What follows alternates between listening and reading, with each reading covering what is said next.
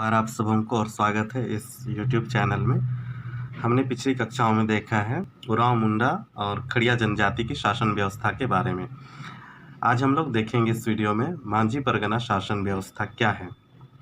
सभी जनजातीय समुदाय की तरह संथालियों की भी शासन व्यवस्था है जिसे मांझी परगना शासन व्यवस्था कहा जाता है। तो संथालियों की शासन व्यवस्था को ही मांझी परगना शासन व्यवस्था कहा जाता है।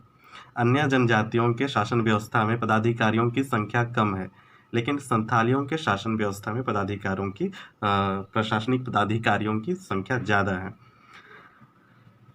तो चलिए देखते हैं कौन कौन लोग हैं। मांझी है, जोग मांझी है, जोग प्रमाणिक है, भगदो प्रजा है, प्रमाणिक है, गुड़ाइत है, लासेर टंगाए है, चौकीदार है, परगनित है, देश मांझी या मोड़े मांझी है, दिसुम परगना है, बिटलस है, नायके है, कुडाम नायके है, करेला दंड, ये सभी पदाधिकारियों के नाम है। करीब 15 पदाधिकारियों के महत्वपूर्ण काम हैं इनके, और इन्हीं के पदाधिकारियों के देखरेख में मांझी परगना शासन व्यवस्था चलता है। और नियम तोड़ने पर संथालियों में शारीरिक एवं आर्थिक जुर्माना लगाकर दंड देने का कठोर प्रावधान है। और संथालियों में अंतरजातीय विवाह या दिक्कू लोगों से विवाह करना सख्त मना है। और जो लोग इन सभी नियमों को तोड़ते हैं उन्हें समाज से बहिष्कृत किया जाता है, समाज से निकाल दिया जाता है। तो यह है संथालियों की शासन व्यवस्था। और संथाली बच्चों को बचपन से ही नियमों को मानने एवं उपनियमों को मानने की शिक्षा दी जाती है ताकि वे बड़े होकर आगे इन सभी नियमों की अवहेलना ना करें। और कहा जाता है संथालियों ने इस शासन व्यवस्था को सौरिया पहाड़ी जनजातियों से ग्रहण किया और उन्हीं की बनाई हुई ये जो प्रशासनिक ढांचा है उसको इन्होंने सुदृढ़ किया। और यह इनकी शासन व्यवस्था है, जो राजनीतिक शासन व्यवस्था है, ये बहुत ही लोकतांत्रिक ढंग की है। तो चलिए शुरू करते हैं, इनमें कौन कौन से पदाधिकारी हैं और इनका क्या क्या रोल है और किस तरह से ये मांझी परगना शासन व्यवस्था को संचालित करते हैं। तो सबसे प्रथम स्थान पर मांझी है। इस शासन व्यवस्था में प्रत्येक गांव की एक पंचायत होती है जिसका प्रधान मांझी कहलाता है। तो कई गांवों को मिलाकर एक पंचायत का निर्माण होता है और उस पंचायत के प्रमुख पदाधिकारी को मांझी कहते हैं। और यह प्रश्न आया हुआ था। यह गांव की शासन व्यवस्था के संचालन हेतु मुख्य रूप से उत्तरदायी होता है। तो इसका काम होता है गांव की शासन व्यवस्था को सुदृढ़ करना, उसकी देखरेख करना, उसका संचालन करना। मांझी को सफलतापूर्वक शासन संचालित करने हेतु विभिन्न प्रशासनिक एवं न्यायिक अधिकार प्राप्त होते हैं। तो इसके पास प्रशासनिक और न्यायिक अधिकार भी रहते हैं और गांव वालों को उनके अधिकारों और प्रशासनिक अधिकारों को मानना पड़ता है।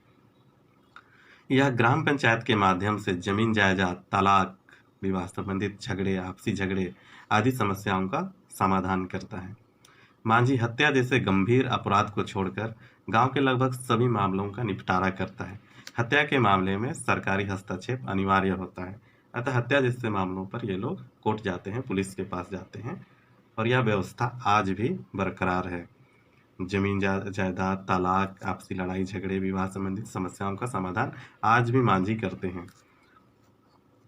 मांझी को लगान वसूलने से लेकर विवाह संबंधी स्थापित कराने तक का अधिकार है। यहाँ लगान वो लगान नहीं है, इसमें पर्व त्योहार आने पर चंदा लिया जाता है, जिसे ही यहाँ उगाही या लगान कहते हैं। इस संदर्भ में यहाँ लगान की बात कही गई है और मांझी को यह अधिकार प्राप्त है कि वह पर्व त्योहार अन्य गांव के अन्य विधि व्यवस्था के संचालन के लिए वह लगान ले सकता है, लोगों से चंदा ले सकता है। दूसरे स्थान पर है जोग मांझी। शासन संबंधी कार्यों को सुचारू रूप से संचालित करने के लिए मांझी की सहायता हेतु एक सहायक होता है और इस सहायक को जोग मांझी कहा जाता है। यह जन्म तथा विवाह संबंधी मामलों पर महत्वपूर्ण सलाह देने का कार्य करता है। साथ ही यह विवाह संबंधी मामलों को सुलझाता है। समाज में अनेक प्रकार की लड़ाई झगड़े विवाह को लेकर होता है। कभी शादी हो जाती है और लड़का लड़की अलग हो जाते हैं, कभी लड़का रखना नहीं चाहता है, कभी लड़की रहना नहीं चाहती है। तो इन सभी बातों को वो मीटिंग बुलाकर एक साथ बैठता है और इन सभी समस्याओं का हल निकालता है और उन्हें समझाता बुझाता है और निर्णय देता है कि वे एक साथ रह सकते हैं या नहीं रह सकते हैं, और कई तरह के झगड़ों का भी निपटारा करता है। जोग प्रामाणिक। यह जोग प्रमाणिक जोग मांझी की अनुपस्थिति में उसके दायित्वों का संचालन करता है, या मतलब जोग प्रमाणिक जोग मांझी का सहायक होता है, उसका असिस्टेंट होता है। भगदो प्रजा, झगड़ों के निपटारे में गांव के कुछ वरिष्ठ लोगों से विचार विमर्श किया जाता है, जिन्हें भगदो प्रजा कहा जाता है।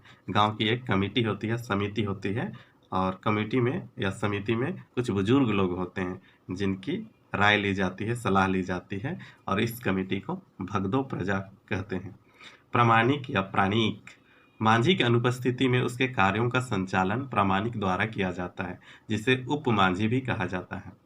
यह सवाल आया हुआ है, प्रामाणिक कौन है या प्राणिक कौन है, तो हम कह सकते हैं यह उप मांझी है, यह मांझी का सहायक होता है, और उसके अनुपस्थिति में या उसकी मृत्यु हो जाने पर उसके कार्य की देखरेख करता है जब तक कि अगला मांझी ना आ जाए।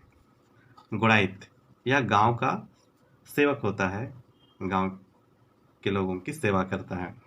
यह मांझी के सचिव के रूप में कार्य करता है, सेक्रेटरी के रूप में कार्य करता है, और ग्रामीणों को किसी उत्सव या कार्यक्रम की जानकारी पहुंचाने का काम गुड़ाइत के द्वारा ही किया जाता है। ये गांव में ढोल बजा बजाकर, नगाड़ा बजा बजाकर लोगों को मीटिंग, पर्व, त्योहार होने वाली चीज़ों की सूचना देता है, खबर देता है।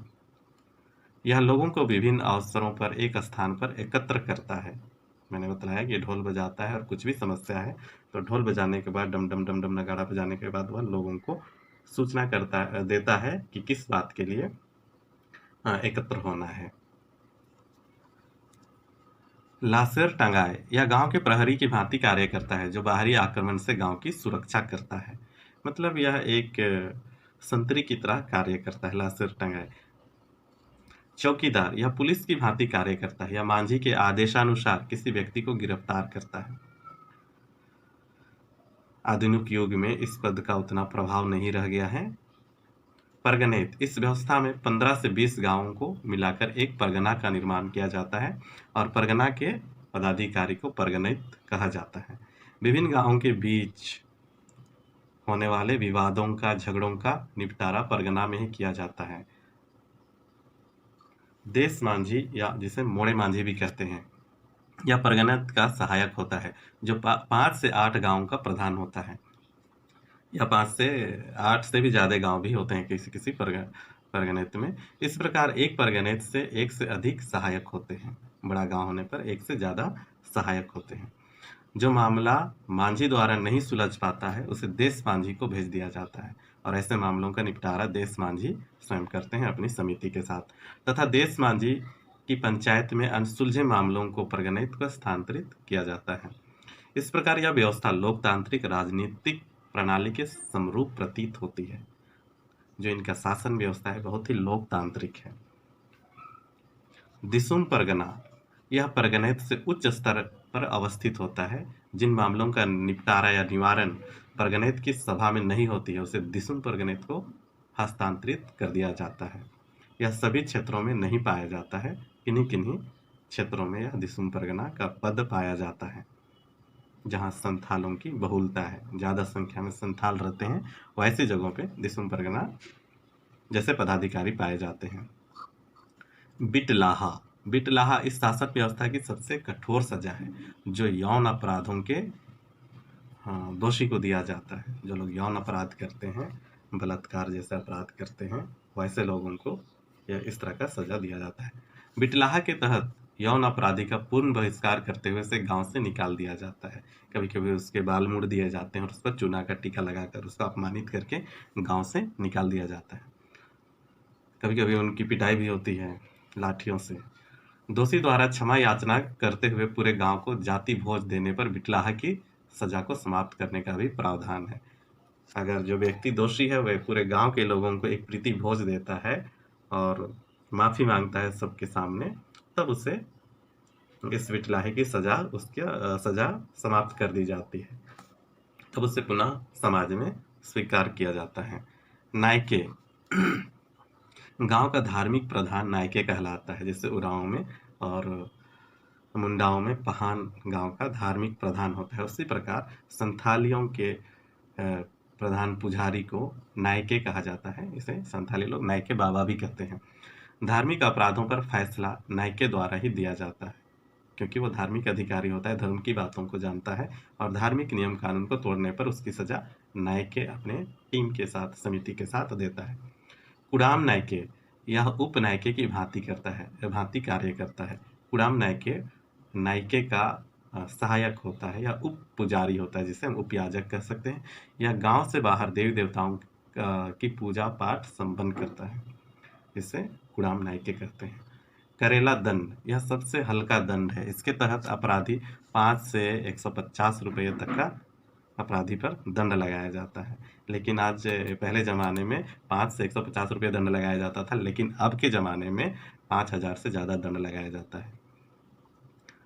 कुछ अन्य तथ्य हैं। भगदो प्रजा को छोड़कर से सभी पदाधिकारियों को इस शासन व्यवस्था में भूमि प्रदान की जाती है। तो हमने देखा है 15 प्रकार के पदाधिकारी हैं और इन सभी पदाधिकारियों को गांव वालों की तरफ से भूमि प्रदान की जाती है और इसी भूमि के ऊपर से वे अपनी जीविका चलाते हैं। तो यह रहा संथालियों का प्रशासनिक व्यवस्था। बहुत ही लोकतांत्रिक है और किसी से अन्याय ना हो, इसलिए एक पदाधिकारी के पास मामले का निपटारा नहीं हुआ तो दूसरे के पास भेजा जाता है और इस तरह सभी लोग मिलजुल कर समस्याओं का हल ढूंढते हैं। तो आज के लिए इतना ही। Thank you.